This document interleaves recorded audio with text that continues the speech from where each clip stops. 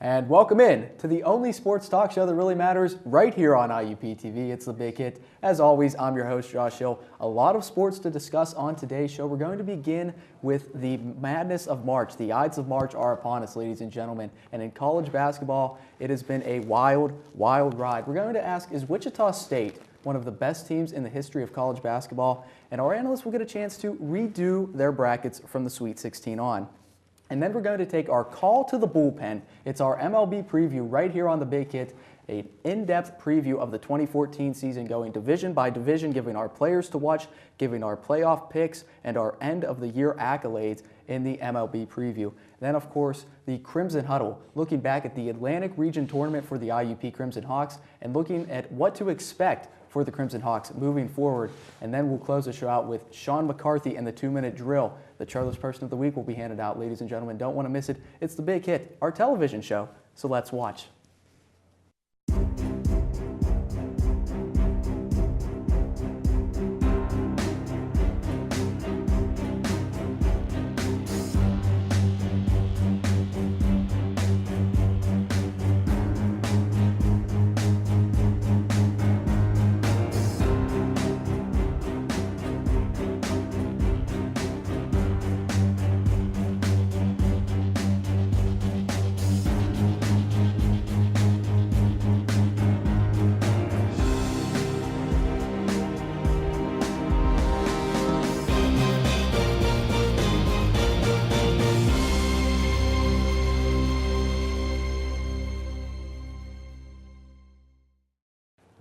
And welcome into The Big Hit. It's time to begin with the madness of March, consuming our souls as always. It's crashing the boards, Division I college basketball. Joining me for that, it's a good crop of analysts here as Vaughn Dalzell and Will Gaucher here on the set. Guys, March Madness in the NCAA, one of the best times of the entire year.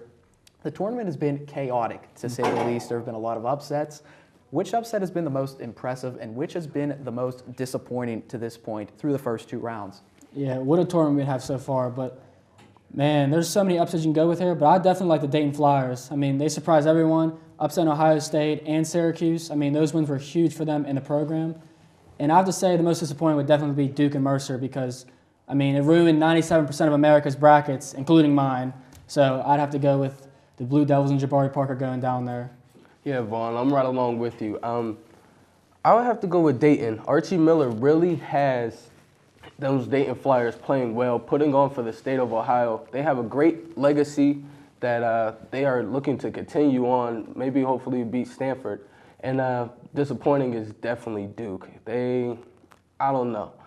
They didn't show up when they needed it the most. They had a great regular season. They had all of America behind them, really, because of all the talented freshmen.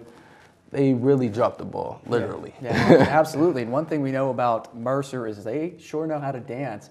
And these teams are dancing their way through the NCAA tournament. Which team do you think is the biggest threat to win the national championship at this point? I still feel like Florida and Michigan State and Louisville and those teams are still like the best teams to win it all. But it's hard to say because these teams all got pretty good seedings here. But I feel like Arizona has the easiest way to the Final Four, even to the championship game. So I'd have to say that they have the best way to get there right now. I would actually have to agree with all three of those picks that you had, but definitely Florida stands out for me.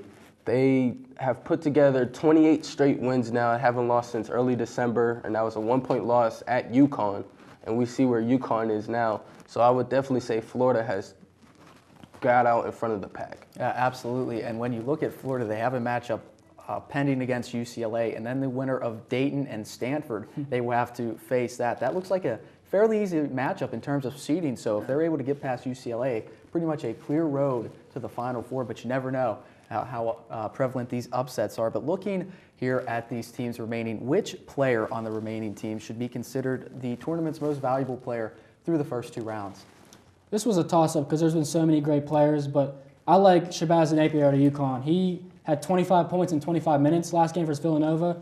He just was outstanding in that game. And it's hard to say because there's so many other players like Aaron Gordon or Adrian Payne or Russ Smith, these players.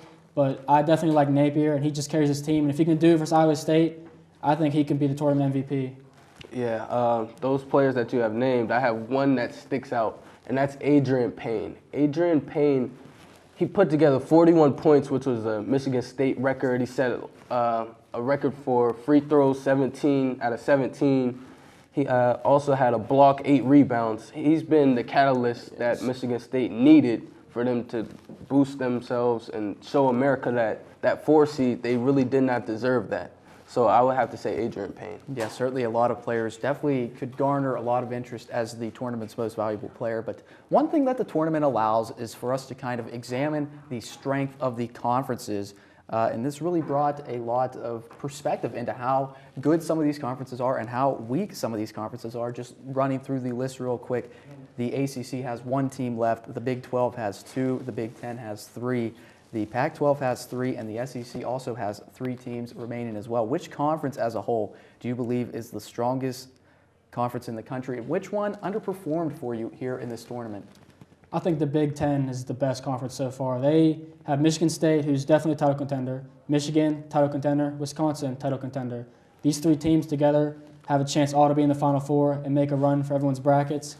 And I think the underwhelm, it's just funny how we say that Virginia, all these teams in the ACC were supposed to make huge runs and everything, and they just fell off. There's Virginia left, Big 12 had all these teams, Kansas, Oklahoma State, all these teams, and they just fell off. So I feel like those 2 conferences just did not do as well as everyone would hope they would do. Yes, I have to agree with you, Vaughn. I would have to go with the Big Ten. They have 3 title contenders that all 3 of those teams could get to Dallas and for the Final Four. And they're all in different regions, if you notice, too. So that could shape up to be almost all Big Ten Final Four. And then I would have to definitely agree with the ACC. They came in with 4 teams, have 1 left, which is Virginia, which had won their conference tournament. It's been very disappointing to see that the ACC, they try to revitalize it through in Syracuse, Pitt. You know, they had a lot of great teams in that conference, and for them to not pan out how they did, it's a shame. Yeah, a lot of power conferences, but one team that was here in this NCAA tournament, not out of a power conference, more specifically the Missouri Valley Conference. Of course, I'm talking about the number 1 seeded Wichita State Shockers losing to the Kentucky Wildcats after a 35-0 season to that point. Should this team still be considered one of the best in college basketball history? I think you could say that. You could say that they're one of the best regular season teams ever, but it's hard for me to say that they're one of the best teams ever because when you look at all the best teams ever, you think of championships. Who won? Who made it to the Final Four? Who did this? So in my mind, it's just they're one of the best regular season teams, but no one's going to remember some of the best regular season teams. It's all about if you win or not in the championship, in the tournament. That's true. And for me, I would have to say no. When you think about the greatest teams ever, you look back to John Wooden's UCLA teams that went 30-0 multiple times. You look at the 74 Indiana Hoosiers who captured a perfect season and got the national championship. And then, to me, you look at the 91 UNLV Rebels. Now, they were the last team to enter the tournament undefeated, just like Wichita State. But they had something special on that team. They weren't just in a, I guess, weaker conference like Wichita State is.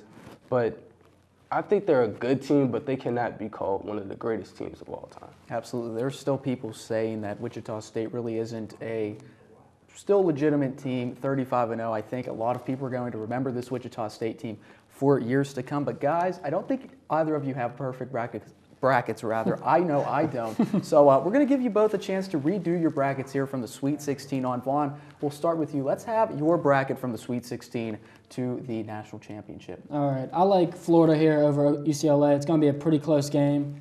Going down, you have Dayton and Stanford. I definitely like the Flyers in this upset here because of the way they've been playing here. They got 2 huge upsets of Ohio State and Syracuse. I'm going to keep them to keep rolling. I'm going to take Florida over them, though, in a pretty – it's going to be a blowout probably in my mind. Then you go down the line here. You have Michigan State and Virginia. I like Michigan State in this game still. They're still experienced. It's going to be a good matchup to see Brandon Dawson, who had 26 points last game, guard Joe Harris of the Cavaliers. Iowa State and Connecticut, and that's going to be a pretty close game. I like Iowa State. So the Cyclones, DeAndre Kane and Melvin Embiid are big-time players here. I like Michigan State over Iowa State, though, because just the experience factor once again. Then you got Michigan and Louisville. I like Louisville. I think they have a pretty good road here. Louisville and Kentucky, sorry. I think Louisville is too experienced once again. Michigan and Tennessee. I do like Tennessee here, and I think they could be an upset team. But I do believe that the Wolverines are too much, and the Cardinals will beat the Wolverines also. And you go up to one of the top seeds, Arizona here with San Diego State. And I feel like this will be a good game, but the Wildcats have been rolling, are doing too much right now. Aaron Gordon, Nick Johnson, and them are too well-rounded for them. And they'll take on Wisconsin because they'll beat Baylor Bears. And the defense won't be enough. Arizona will advance. And I like this Final Four because this is the one I had planned out already. And I like the Gators over Michigan State in a very close game and probably the best game we'll see. Then Arizona and Louisville, and I think Louisville will get back to the Final Four or get to the national championship once again. Russ Smith and Luke Hancock and all them are going to be a lot. They're going to shoot the lights out of Arizona. And I like the Gators and taking the Cardinals here. Clap on for the Gators. There we go. The Gators chomping their way to a national championship. Nice job, Vaughn. You've got Florida and Louisville as your national championship game with the Gators winning. Will, let's see what you have here with your bracket. My bracket doesn't differ much from Vaughn's bracket. I actually have Florida beating UCLA. That will be not an easy game for Florida, but they will handle those Bruins. Dayton and Stanford. This one's a tough one because Dayton is really playing very well. But I just think Stanford, their coach, Johnny Dawkins, he's a Duke player. He came out of Krzyzewski's system. I think he will will his team, and they will get that done. Then down to the East bracket, I have Virginia and Michigan State. Michigan State will beat Virginia. It will be closer than what most people believe, but Michigan State will get it done. And Iowa State, UConn, this is where we get a little difference here. UConn, I think Shabazz Napier, what he's done, he's kind of like a Kemba Walker this year for them. And I think he will will them to the victory. San Diego State, Arizona. I think Arizona State will handle San Diego State or Arizona, excuse me, because Arizona has big bodies. Most people, they haven't watched Arizona play because they're on West Coast time, but if you are to watch them play, I tell you, there's something special. Then you got Baylor, Wisconsin. I think Wisconsin, they'll control the tempo, and the Baylor Bears, they like to get up and down, but I think they'll control that game, and they'll get out of there with the victory. Then lastly, the Midwest bracket, the Battle of Kentucky. Everybody wants to see this game. I believe the difference actually will be Montrezl Harrell and his shot blocking ability. I think that Louisville will get it done. And then Tennessee, Michigan. I think Michigan, how they're playing and being in a national championship game last year, I think that they will match up well with Louisville again, beating Tennessee. For the Final Four, I got Florida and Michigan, with Florida beating Michigan to get to the championship game. And Arizona, Louisville, that should be a good game to see. But again, I'm agreeing here with you. Florida, Louisville national championship game. It'll be bright lights, stars will be there in Jerry World down in Dallas.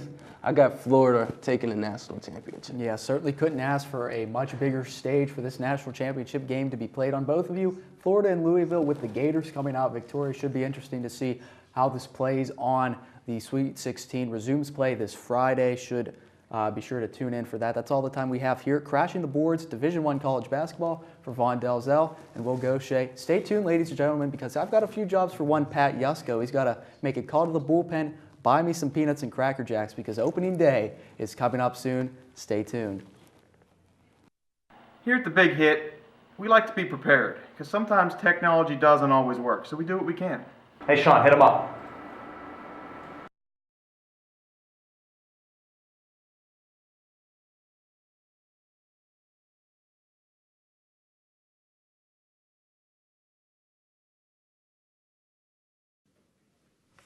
This just in, Tim Tebow just got inducted to the Hall of Fame. That's not right.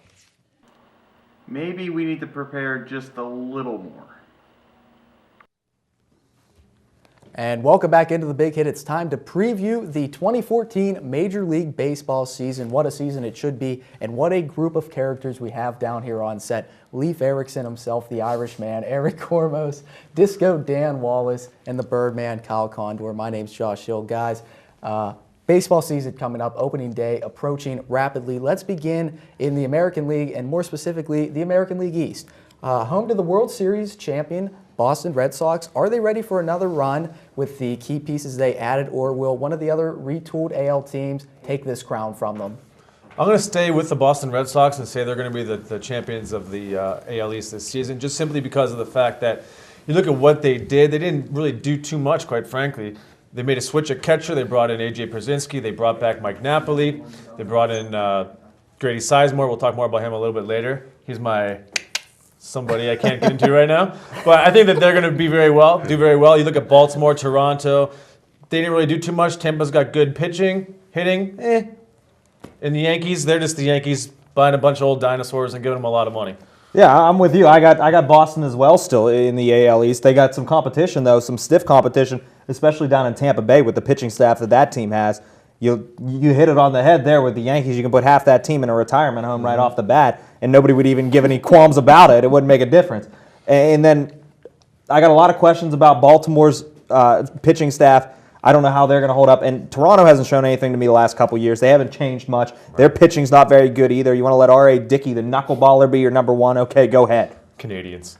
It's shocking to me that you guys keep saying how you need to put the Yankees in a retirement home because the Boston Red Sox have the oldest team in baseball. They're the only team in the major leagues that has an average age of 30 years or older.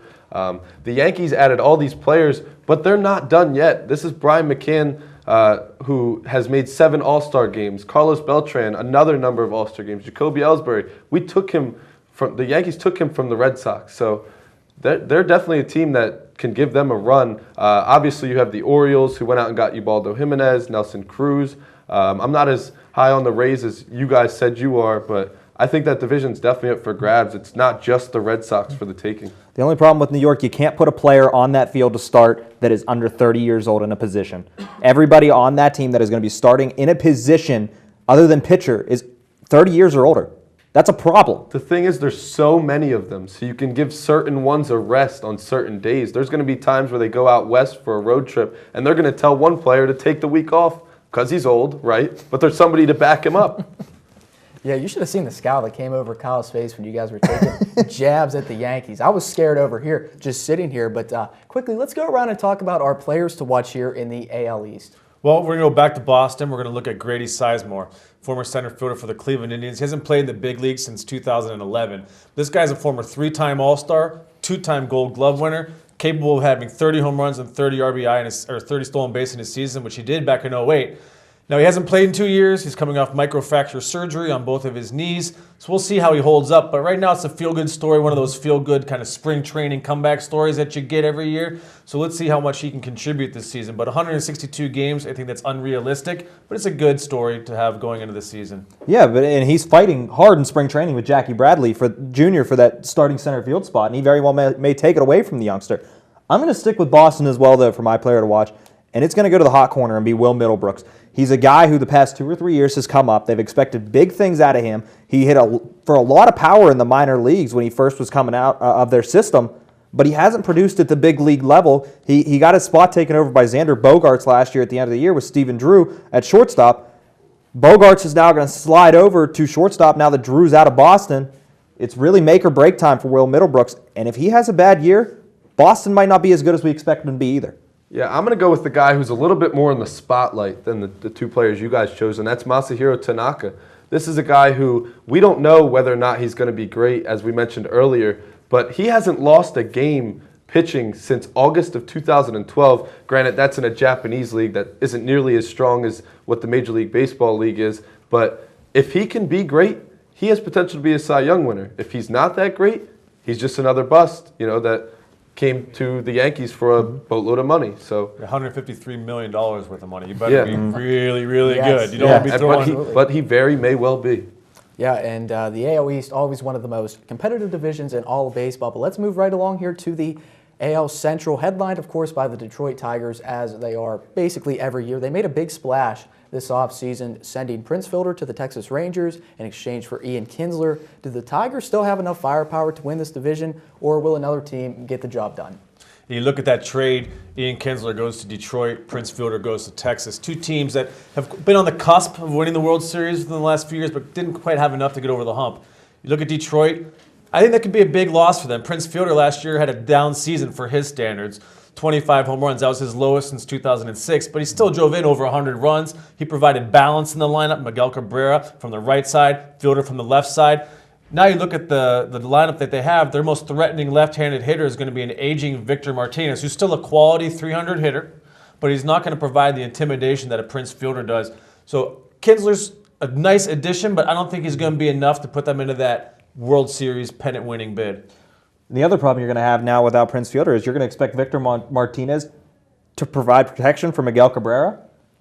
Pitchers are going to say, all right, okay, let's walk Cabrera and face Martinez. I'm okay with that. But I still think with the pitching staff that Detroit has and some of the position players, when you look at that outfield, Torrey Hunter is still very good. You got Austin Jackson at the leadoff spot, and they're going to have a couple interesting issues, though, especially with Jose Iglesias down with an injury, possibly missing the entire season for Detroit. But the only real threats in that division that I see are Kansas City, who's an up-and-coming team, a lot of good young players on that team, and then Cleveland, who I don't like their pitching staff. So it's going to be a lot of question marks for me there in Cleveland. I think if anybody has a chance to dethrone the Detroit Tigers in the AL Central, it's going to be Kansas City, but I don't see it happening this year. Yeah, I definitely like the Royals as the team that could potentially dethrone Detroit. You talk about a team that's old, and that's the Tigers. You mentioned Jose Iglesias getting hurt. That's one of their only young guys. The old guys are still sticking around, but that's an old team. The Kansas City Royals are young. They're ready to go. They got Aoki from the Brewers, Vargas from the Angels. These are two players that kind of flew under the radar on their respective clubs last year. They could come to the Royals. If they get the run support and the support around them, they can really make this team something that, they were an 85-win team last year. This team could win games in the mid-90s. So I think that they could definitely take on the Tigers. I'm just, like you said, not sure if they're ready to do it yet. We'll just have to wait and see. Yeah, there are a lot of people that really do like what the Royals have and feel that they can make a big impact this year. Of course, the Detroit Tigers, normally the class of the AL Central. But let's hear your players to watch here in this division. I'm going to go with Cleveland Indians starting pitcher Justin Masterson. He's going to kind of be the pulse of the AL Central race, I think, because when you look at him, he's coming off a career year last year, career high in wins, career high in strikeouts, and he's going into a free agency after the season, after he and the Indians weren't able to work out a deal. So it's going to be interesting to see because the Indians are out of that race come June, July. He's going to be traded. If they're not, the Indians are still in it. He's going to follow through on the season. They're going to try to get that AL Central championship and then eventually, hopefully, get the pennant. So he's the player that I'm looking out to see because without him, if he's not going to perform well, the Indians have no chance to compete with the Tigers in that division. Well, I got a young kid coming up for the Tigers, and for me, it's Nick Castellanos because he's going to take over that hot corner for Miguel Cabrera as he slides back over to first base, and he's going to be expected to provide some of that pop that they're losing with Prince Fielder. Is he going to be able to do that? I don't know. He's not as much of a power hitter, obviously, as Prince Fielder. Aren't many bigger power hitters than Prince Fielder in baseball. Right. But is he going to be able to slide into either that 4 or that 5 or that 6 spot and provide that protection for the middle of the batting order, or is he going to be able to be part of the middle of that batting order? It's a big question for Detroit, but I think if Castellanos can step up and have a big role on this team, he's only a 21-year-old kid, they're going to be good. Yeah, my player to watch is the second baseman of the Cleveland Indians, and that's Jason Kipnis. This guy had a great year last year. I know this isn't a fantasy baseball show, but he's a player that was ranked very high on a lot of fantasy baseball boards because he puts up numbers. The Indians are a team that really overdid a lot of people's expectations last year. They were a team that won 90 games, and a lot of that had to do with Jason Kipnis. If he can perform well, we didn't mention them as a team that could give the Tigers a run. Well, we did very briefly, but they could definitely do that if they, as a team, perform as well as they did last year, and if Jason Kipnis performs as well as he did last year. Yeah, and let's just move right along here to the AL West. Of course, the biggest impact team was the Seattle Mariners, really in all of free agency. They acquired Robinson Cano in addition to Corey Hart to add that to their lineup. A really good pitching staff there, guys like Felix Hernandez, Iwakuma also, and a good prospect in Taijuan Walker coming up for them as well. Are the Mariners really ready to step up and go into the elite of baseball, or will another team steal the spotlight from them? I think the Texas Rangers are going to win the AL West this year. You look at what the Mariners did in the offseason. They made a lot of noise. You're right, Josh. They brought in Robinson Cano on a major contract. They took a flyer on Corey Hart. You look at their starting rotation. You have Hernandez, Iwakuma, Taijuan Walker. But you also have some question marks with Corey Seager, who had a good year last year for them. He's a young guy, third baseman. You look at their other position players like Dustin Ackley. First base is a major question mark with Justin Smoke. I don't know if they have enough firepower and consistency to be able to stick with teams like Oakland and Texas. Yeah, I mean, I think they have enough firepower to stick with them. There's just still a lot of question marks on this team, especially when you look at the shortstop position. You look at a couple spots in the outfield. They expect Corey Hart to maybe play some outfield. I don't see him playing much out there. He's got really bad knees ever since his days in Milwaukee. That's why he sat out the entire year last year. They're going to expect him more or less to be the DH. They're going to try to fit Logan Morrison into that right field spot with Justin Smoke still managing first base. And then behind the plate, they're going to have another young kid in Mike Zunino. It's going to be interesting to see what he can do, considering the fact that Jesus Montero came in to camp about 40 pounds overweight and can barely run the bases. So it's going to be interesting to see what Seattle can do.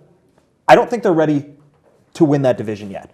I think they have the possibilities because, like I said, Walker's one of the best pitching prospects in baseball. They also have Danny Holtzen, who's not going to be ready to pitch this year, considering the fact that he's going to be on the DL. They're bringing up another kid in James Paxton out of their minor league system who's going to man the back end of that rotation. But if Walker can be as good as he's expected to be, and Ramirez and Iwakuma can do what they did last year, we all know what Felix Hernandez can do. They're going to have one of the best pitching staffs in baseball. Yeah, no, definitely. I definitely like what the Mariners have put together. Their lineup is there top to bottom. They have the pitching rotation. But what you guys forgot to mention is how good the division is that they're playing in. If this division were to put together an all-star team, it would blow out the all-star team that all the other divisions would put together. The Mariners' real problem, I think, is going to be Robinson Cano. He's a player that wasn't much of a hustler on the Yankees, and a lot of people criticized him for that. Now he got the contract. We all know how players get when they get that money. They start to give up a little bit. I think Robinson Cano is going to be one of those players. And in that division, you need that MVP player to win the division, to win the AL West. And the Mariners don't really have that in their position players right now. Yeah, it's almost starting to be in the American League where the AL East is almost starting to fade out a little bit with the amount of power that they had in that division, and it's almost starting to transfer over to the AL West other than Houston. Everybody knows Houston is probably going to be the last place team in all of baseball, and it's simply because they're going to play such a tough schedule, playing 4 teams that could possibly win a division out there in the West. You can put those 4 in a pot, draw them out, and you can pick whatever order you wanted. That very well may be what happens. All right, guys, and let's quickly go through, give your players to watch here for the AL West. AL West, I'm going to go with Albert Pujols of the Los Angeles Angels of Anaheim. And the reason is he's 34 years old. He's been declining every year since 2009 in home runs, average, walks, etc. Last year, he bottomed out. So they owe him another $192 million until age 41 in the year 2021. That's an albatross around the Angels' neck. I want to see, is he going to put up money, or is he going to put up in the numbers to validate that contract? Yeah, it's going to be interesting to see what kind of bounce back year he can have because he was shut down with a foot injury towards the end of the year. So it's going to be interesting to really see. He's breaking down. Yeah, it's going to be interesting to see if he can hold up his spot at first base or is he going to be moved more to the DH spot. That's an interesting fact. But my player to watch in the AL West is going to be Sonny Gray out in Oakland. And it's simply because of the fact that the A's no longer have who they expected to be their number 1 starter and their opening day starter in Jared Parker. They now got to rely on Sonny Gray, a kid who came up at the end of last year, pitched very well for them at the end of the regular season and very well throughout much of the playoffs. But is he ready to step into that number 1 role, seeing as he's not even been on the mound 30 games in his career? So it's going to be interesting to see if he can really handle that pressure out in Oakland. Oakland, not as big a market, so it's not going to be as much of a media frenzy around him as somewhere like New York or Chicago or a Los Angeles out there. But it's going to be interesting to see whether he can really step into the spotlight and be the number 1 starter for Oakland. Yeah, no, I'm going to go with an obvious player to watch in this division, and that's Mike Trout. And I'm not watching him because I know how good he's going to be. Mike Trout's a great player. I'm going to watch him because I want to know whether or not he's going to live up to that $300 million contract people are putting potentially next to his name. And I'm not going to be the only one watching him. A lot of other scouts with a lot of money are going to be watching him too to decide whether or not Mike Trout is good enough to get a record-breaking contract. And unfortunately for him, it's guys like Albert Pujols that are, taking that money away from him because if you throw that money at him, they kind of start to decline a little bit. Yeah, certainly a really good crop of players here. Let's go through your 5 playoff teams. No explanation needed. Let's just list them off right now. We're going to go Boston, Detroit, and Texas, the division winners in the AL. And I'm going to go with playoff teams, Indians, Yankees. I got the same divisions winners as Eric does. I got Boston in the East, Detroit in the Central, and Texas out West. My 2 wildcard teams coming at the first wildcard spot. I got Tampa Bay. I like their pitching there. And I'm going to go out on the little limb here that is the Seattle Mariners and say that if that rotation holds up and they can get some production from their new players in Cano and Hart, they might be able to steal that last wildcard spot. Yeah, I don't think my picks could be any more different than your guys were. I got the Yankees winning the East. You know how hype I am about them. I have the Royals winning the Central. I'm going out on a limb there, but there's always that one surprise team that comes up and is very young and gets on the spotlight, just kind of like the Pirates did last year. I have the Angels in the West, and then my 2 wildcard teams are arguably the 2 best teams on paper in the American League, and that's the Red Sox and the Tigers. So that'd be a good game to watch, but it'd be the wild card game. So. Yes, should be a really interesting season in the AL. Sit tight, guys. Stay tuned because we're going to be coming back previewing the National League when we return right here on The Big Hit. How are we going to watch this when you are just in La La Land? This is embarrassing. Is that bad? Look at you. You know, I thought this was a pretty good segment. Did you? Yeah. Do you even know what they're saying? No. You're putting your foot up on set. You just think this is a couch? This is embarrassing. I mean, even here, you're starting to interrogate somebody. Look at you. Turn your back to the camera. That's embarrassing. Where's your suit and tie? You have a Pirates shirt on. They made the playoffs. I don't care. You can't be biased. This is ridiculous. Ay, Dios mío.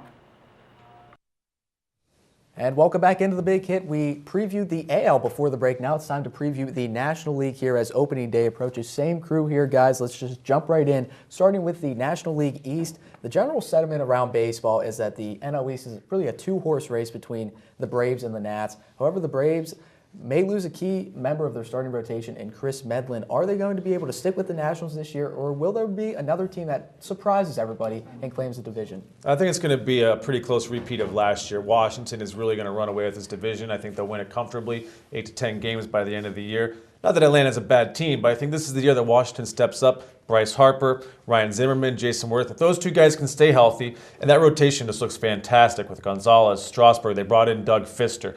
That just looks like a really tough team to beat in that division. And you look at the other teams that are in there, the Phillies, the Mets, the Marlins. That's a horrible division. Okay, so Washington's going to get a lot of easy wins. I think that's going to take them to the AL East or NL East crown. And I'm with you too. I think the Nationals win the division as well, and it's because the NL game and the AL game are so completely different, where AL is all about your hitting. It's all about the power bats. And in the National League, it's all about the pitching. And the team that has the pitching this year is Washington. They got Strasburg, they got Gonzalez, they got Zimmerman, and now they had Doug Fister from Detroit. It's going to be hard to match up with that rotation any day if you're the opposing team. And I don't like Atlanta's rotation at all right now without Medlin. Probably without Brandon Beachy to start the year as well. They went out and signed Irvin Santana, but how much is he really going to do for you? I like Washington's rotation a lot better than I like Atlanta's. Yeah, we've made it pretty clear that this is a 2-team race, but I'm not writing off the Braves just as quick as you guys are. They gave up Brian McCann. They lost a couple other guys to injuries, as you mentioned, but I do like the signing in Irvin Santana. And they have Justin Upton, who didn't really do as well as he was doing in Arizona last year in Atlanta, but I think he's going to turn it around a little bit. He's going to put up some MVP potentially numbers, and I think the Braves can definitely keep up with the Nationals, but like you guys said, I'm just not sure if they're as good as the Nationals. So. Yeah, really a 2-team race, but another team you don't want to write off is the Philadelphia Phillies. But let's go and get your players to watch here in the NL East. I'm going to go to Atlanta. I'm going to look at Evan Gattis, the catcher who's got to step in and fill in some big shoes for the Braves, fill in for Brian McCann. He had 21 home runs last year, but then the second part of that season, he kind of started to fall apart injury-wise. So let's see if he can keep that up. El Oso Blanco, that's the white bear. Let's see if he can back it up and repeat 2013. Yeah, it's going to be interesting to watch him, too, for another reason, in the fact that the reason they let McCann walk so easily is they got a kid in Christian Betancourt coming up who's really going to push Gattis for that spot. But my player to watch is going to be down there in South Beach, down in Miami. I'm going with Jacob Turner because Miami has a very potent rotation set up there right now. They got Jose Fernandez. They got Henderson Alvarez. They have Nathan Eovaldi coming up and Jacob Turner. So if they can get those 4 to be 4 solid starters, that's a potentially potent rotation for years to come. You know what? I like El Oso Blanco as well. I'm a huge fan of Evan Gattis. The no batting gloves, the way he can hit pitches out of the zone, kind of reminds me of Vladimir Guerrero a little bit. I'm going out on a limb here, but this is a guy who's going to step up into a much bigger role now that McCann's gone. Eric, you mentioned he hit 21 home runs last year. He only played in 100 games. If he could stay healthy, if they let him catch as many games as he can health-wise, then this is a guy who could put up 30 and maybe even 40 home runs if he has that little bit of confidence in him now that he's the lead guy. I love El Oso Blanco. Yeah, it'll be interesting to see what El Oso Blanco and the remainder of the teams in the NL East will be able to do. But let's move on to the NL Central, a division that is year to year very underrated. There's a lot of good teams in the NL Central. Of course, the story last year was the Pittsburgh Pirates and their magical playoff run. They stayed pretty quiet in the offseason.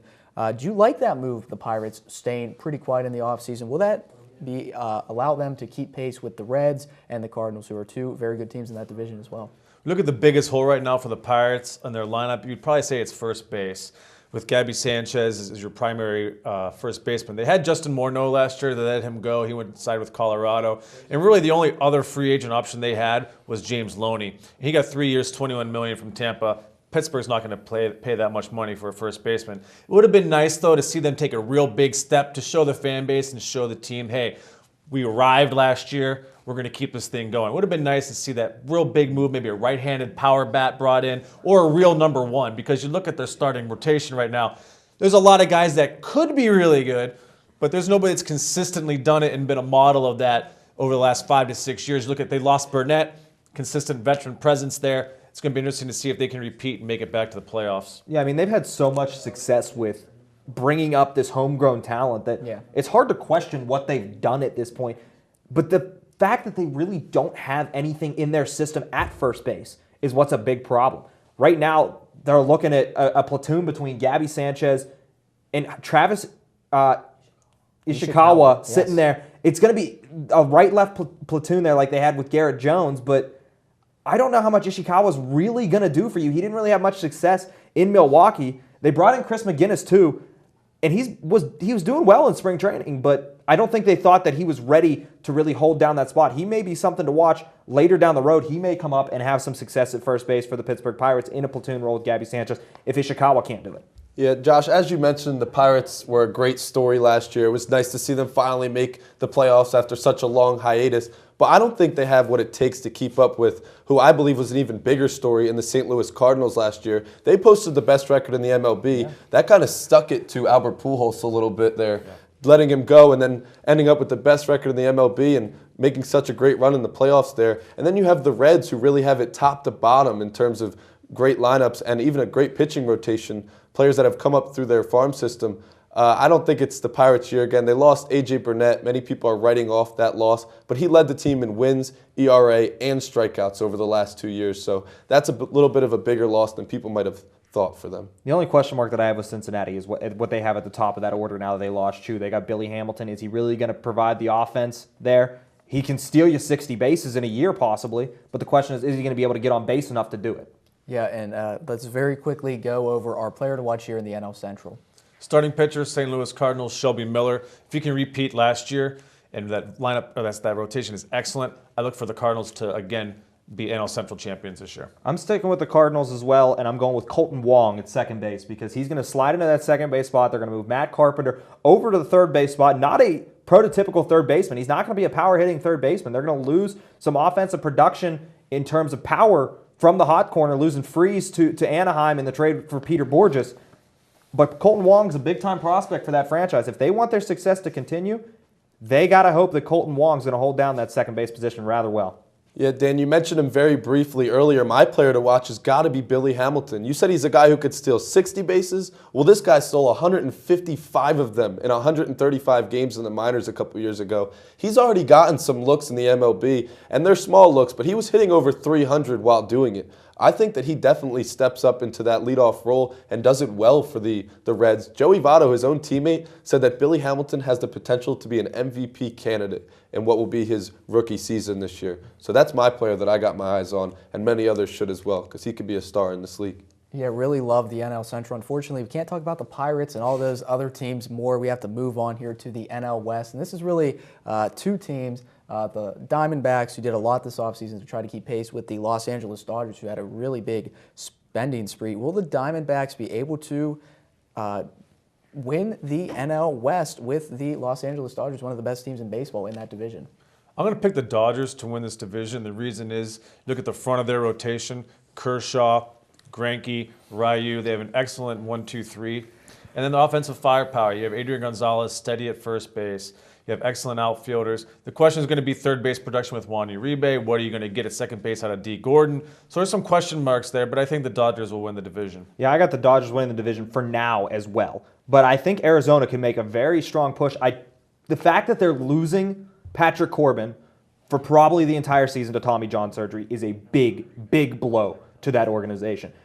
But they're on the market now for a starting pitcher to fill that role until Archie Bradley can come up through that system. And if he can come up and be what they expect him to be, another power arm in that rotation, go along with Corbin, Miley, McCarthy, and now they got Bronson Arroyo there, they're going to be a very formidable team to watch out when it comes to postseason. Yeah, I guess they're going to be a good team to watch, but I have the Dodgers as kind of a one-team race in that division. They're just so stacked. And being that they play against teams like the Padres, Rockies, and Giants, I think they're going to run away. I think they'll be finally another 100-game winner in the MLB this year. I don't think the Diamondbacks have nearly what it takes to be a team that wins 100 games. So Arizona will have to kind of maybe look towards the wild card, as I believe the Dodgers will run away with this one a little bit. You also got to remember the fact that Arizona went out and stole another power bat in Mark Trumbo away from Los Angeles. Yes. He's going to play that left field spot out there in Arizona, and they need some more power out there. So you got Trumbo and Goldschmidt in the middle of that order, followed up by Miguel Montero.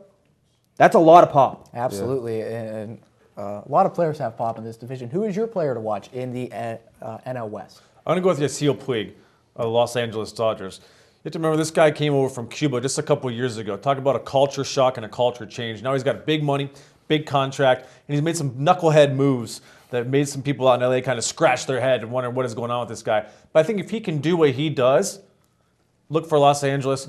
I don't think they're going to pull away from the Diamondbacks, but I think that they'll win that division comfortably if he can do what he's capable of.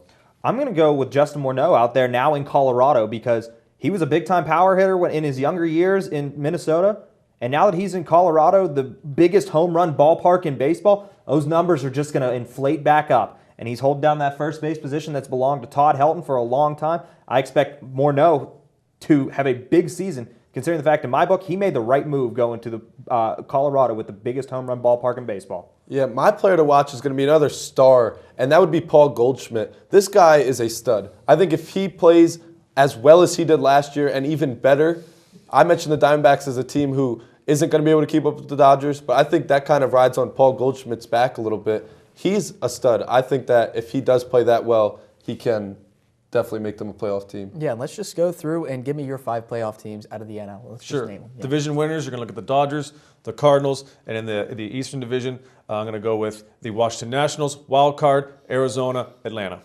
In my picks, in the East, I got the Nationals. In the Central, I'm still sticking with the Redbirds. In the West, I'm going to go with LA in a close race. My 2 wild cards, Arizona first, Cincinnati second. Yeah, very obviously here, I'm kind of just going with the favorites a little bit. I got the Nationals in the AL, the Reds in the, I got the Nationals in the NL East. I got the Reds in the Central, the Dodgers in the West, and then my wild card teams will probably be the Braves and Cardinals. So nothing really surprising there. Yeah, and let's go and look at some of these end-of-the-year predictions. Who's going to win some awards here? Let's start with the MVP and Cy Young for each league. MVP, NL, I'm going to go with Paul Goldschmidt. And then of the AL, I'm going to go with Prince Fielder of the Texas Rangers. I think he's going to bounce back and have a huge year. Cy Young, we're going to go back to Tampa with David Price. Clayton Kershaw is going to win his 3rd Cy Young in 4 years for the Dodgers. For me, I got a couple of the same as you. I got Paul Goldschmidt. I think he had a breakout year last year for Arizona. I think he tops that this year, gets into the 40 home run mark there. I think he wins the NL MVP. In the AL, I got Miguel Cabrera. I think he's going to go for the 3rd consecutive MVP award in the American League. In the Cy Young Awards, I got something a little cool here. I got Hernandez in the AL, Felix Hernandez. In the AL, I got Jose Fernandez. I get it, Dan. Yeah. If Miguel Cabrera does win the MVP, Dan, he'd be the first player to ever win 3 of those in a row, and the Tigers would be the first team ever to have 4 MVP winners in a row since the 60s. But my picks are Mike Trout. I think he hits 40 home runs for the first time in his career this year, and as we all agreed on, it's got to be Paul Goldschmidt. I think he was robbed of that award last year from McCutchen, and then a very shocking pick would be James Shields. This is a guy who's done it very consistently in the past. I think he wins 20 games this year, plays as a Max Scherzer a little bit. And then Garrett Cole, the youngster from Pittsburgh, I think that he has a very breakout season this year and wins the NL Cy Young. And guys, really not enough time to talk baseball as we'd like, but let's real quickly go, who is going to win the World Series this year? Let's just name a team. Washington Nationals. They're going to break out of everything this year. 4 games to 2. They're going to win over the Texas Rangers in the World Series. Okay. My matchup, Detroit, Arizona. I got the Tigers this time.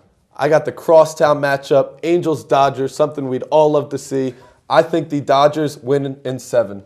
Oh, should really be a great baseball season. Opening day is upon us. Thanks so much, guys. Eric Cormos, Dan Wallace, Kyle Condor. Stay tuned, everybody, because coming up after the break, we've got Anthony Shear and Malusi Kitchen in the Crimson Huddle. We'll be right back. Listen, all I'm saying is LeBron James is better than Michael Jordan.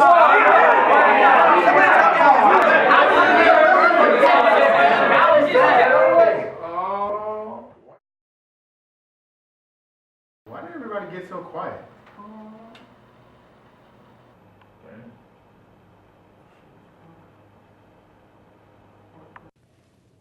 And welcome back into the Big Hit. It's time for the Crimson Huddle, going to crash the boards Division II college basketball style this time with the IUP Crimson Hawks concluding play in the NCAA Atlantic Region Tournament. Before I get too ahead of ourselves, of course, it's our Crimson Hawks Athletics Insiders, Malusi Kitchen and Anthony Shear. Guys, Crimson Hawks season is over. Started this segment on a bit of a down note, I suppose. IUP beat Westchester in the NCAA tournament, did end up losing to West Liberty. Give me your expert analysis on the Atlantic Region tournament. I thought for IUP, I thought it was amazing. They, especially the West Liberty game, went into triple overtime. They played their hearts out. They definitely didn't give up. They played a lot better than I expected them to play in West Liberty. They definitely showed up. I was watching the game on your guys' excellent broadcast, and I remember the play where Marcel, I believe, was like last of regulation, he made a 3 with like 2 seconds left, and it tied up the game, and that sent them into the first overtime. So I just think they have nothing to be ashamed of. I think they played a great game. They just got beat by a better team, and there's nothing to be ashamed of for Marcel and Matisse. But overall, I thought it was a very interesting game. Like I didn't expect for IUP to be able to come back with that resolve, especially since the road that they're taking, the loss that they had coming into the tournament, some of the tougher losses they took earlier in the season. So I definitely think that they played to the best of their ability, and they have nothing to be ashamed of. I agree with you, Melissa. I mean, Josh and I had to call those games. The Westchester game was kind of interesting game because Westchester's best player, Hockaday, didn't really perform very well, and I think that's kind of due to IUP's great defense. If IUP had let up on him, I think they might have lost that game. But you look at the West Liberty game, they played it IUP style. IUP wanted to keep it low scoring when you play a team that averages 100 points a game, and it was in the 80s after 3 overtimes. I think you have to look at that as a victory for IUP, and if you go back to that, and Coach Lombardi has to be happy with the way his team performed. West Liberty was shooting poorly from behind the arc. I believe they shot under 15%. And if you told Coach Lombardi that's what you were going to get from that team, he would have thought every time his team would have won. So I think IUP played their style. They played the way they wanted to.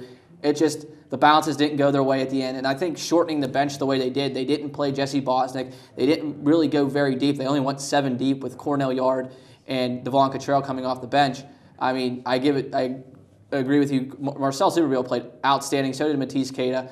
And Devontae Chance breaking that press practically every time. A few turnovers here and there. But it was those 3 that really carried the way for them. And I think that Marcel has nothing to be ashamed of. And neither does Matisse, actually. I think they played outstanding basketball through those 2 games. And I think Marcel, in that West Liberty game, hitting not only that one at the end of regulation, but he hit another one with about 25 seconds off to force another overtime later on. I just think he played outstanding, especially coming off that hip flexor injury.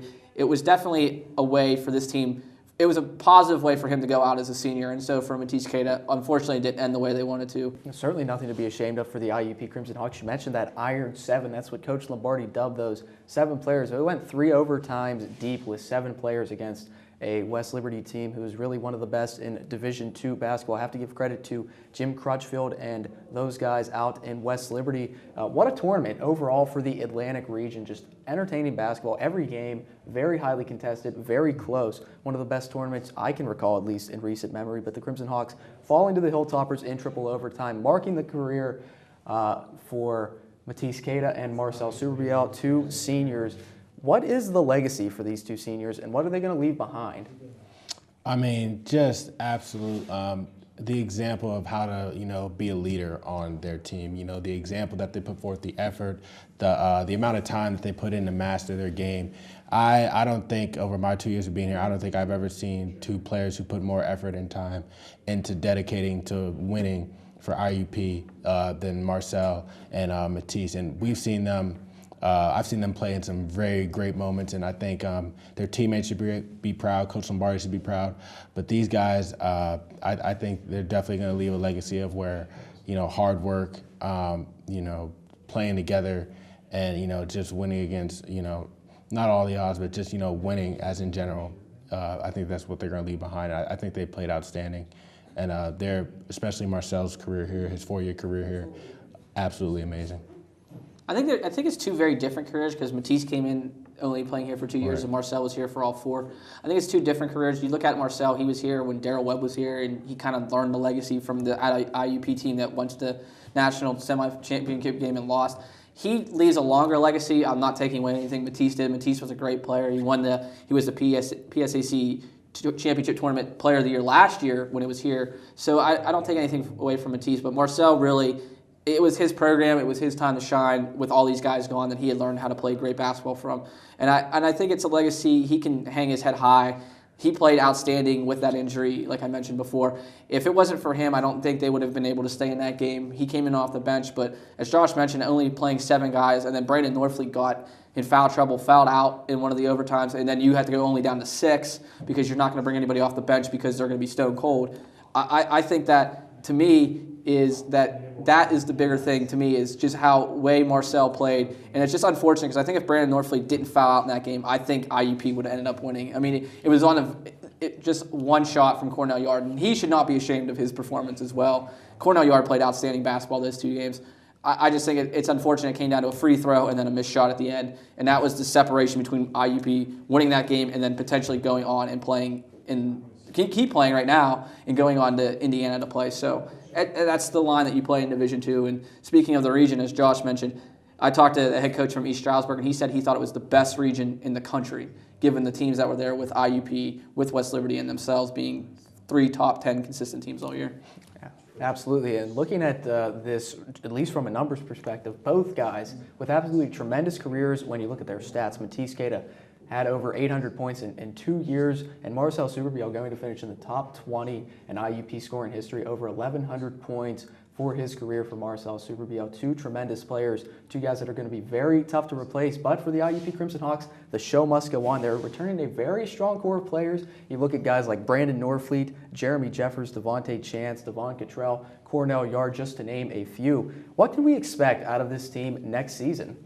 I mean, now that they've lost Marcel and Matisse, they're going to have to find a way to produce some more scoring to replace the scoring for Marcel and Matisse, because those were big guys. They would give you 18 or 20, and they're just the production, their senior leadership definitely helped this team along when they went stagnant on offense a few times during the season. But to replace them, they're going to have to become more of a jump shooting team because, as we know, Marcel could step out and shoot the 3. So that would definitely help spread the floor for defense. You have to account for him. But now since he's gone and Matisse is gone, they're going to have to rely on other players. They're going to have to be a more balanced scoring team than just relying on one player. And I definitely think that's where Devontae is going to have to start scoring more. Brandon Norfleet, I expect him to take a bigger role in scoring. Devon Cottrell, Jeremy Jeffers, all these guys. they're going to have to be a more balanced scoring team to score than being more individualistic and then feeding off of each other. I think it falls to two people, and I think it falls specifically to Devontae Chance and to Brandon Norfleet. I think Devontae has been a leader here since he was a freshman. He's always been a guy who handles the huddle very well. He's been leading this team since he was a freshman. And then I think Brandon Norfleet having to be that scorer that you mentioned, like having Marcel Matisse being that guy that they would always go to in crunch time. I think that's kind of the big thing that they're going to need to replace is that crunch time minutes. And those guys that really are the leaders on this team, and I think that's where Devontae Chance comes in. And I think running the point, being the guy that distributes the basketball is going to be important. And I think they have to stay with this new style of basketball that they've played, smaller lineups, and kind of compete with these teams like West Liberty, because those are the kind of teams you're going to have to compete with to win national championships. You can't be big anymore. You can't have your 6'9", 6'10", 7-foot tall guys. You need to be a smaller team who can jump shoot and shoot threes. And I think when you have your center like Marcel was, who can stretch it out like you mentioned and shoot the three, that's important now because that's what more style basketball is going to be played. You're playing smaller teams. You're playing faster teams. Teams that we saw in the region, like even Livingstone, for example, all they were was a jump shooting team and guys who were driven by their guards. And I think that's what the kind of teams you're going to be competing with to win national championships. And I think it's also important to see the transfers they bring in too, because you know Coach Lombardi is going out and going to try to find those Division I transfers that are going to build this team and really be another nucleus. Absolutely. IUP really a tremendous tradition basketball-wise. Season over for the Crimson Hawks, another 20-win campaign. We will be sure to keep you up to date here on The Big Hit with any breaking news concerning the IUP Crimson Hawks. That's all the time we have here for the Crimson Huddle for Malusi Kitchen and Anthony Shearer. And I'm just receiving word that Shaun McCarthy has checked out of the SmackDown Hotel. He is here in studio, and he will be bringing us his 2-minute drill when we return. It's gonna get louder.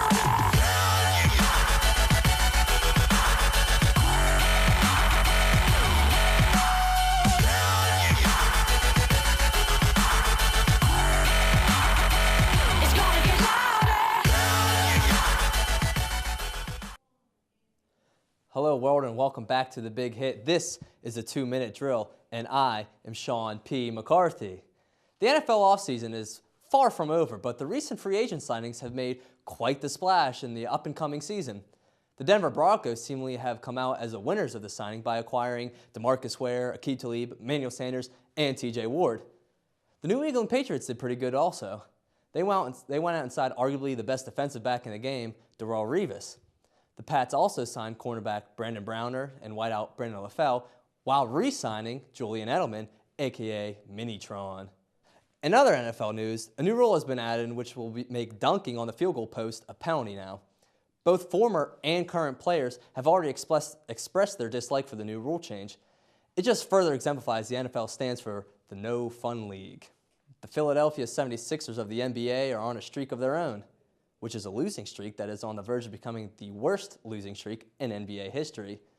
They currently have lost 25 games in a row. Now the record is 26, accomplished by the Cleveland Cavaliers back in the 2010-2011 season, which was the first year they were without the talents of LeBron James. The 76ers will play the Houston Rockets, where they are expected to tie the record, and will have to face the Detroit Pistons for the chance to be part of NBA history as the team with the most consecutive losses. Hold on. My producer wants me to hand out the churlish player of the week this churlish player of the week award. So this week's churlish person goes to Darren Sharper, one of the hardest hitting safeties in the league. The former NFL safety is accused of sexual assaulting 11 women across 5 states. So hide your kids, hide your wife, because Darren Sharper is assaulting everybody out here. Now, Mr. Sharper, needless to say, you are churlish. On a serious note, I would like to take a moment to acknowledge the Buffalo Bills organization. The owner and founder of the Bills, Ralph Wilson, whom Ralph Wilson Stadium, where the Bills play, is named after, has passed away at the age of 95. Also, Hall of Fame Bills quarterback Jim Kelly continues his fight against cancer. Let's keep Mr. Kelly in our thoughts and prayers for a strong recovery. That's all the time we have for here today at The Big Hit. For Director Danielle Eberly, producers Dimitri George and Dan Wallace, I'm Shaun P. McCarthy. Don't be churlish. Keep it fresh.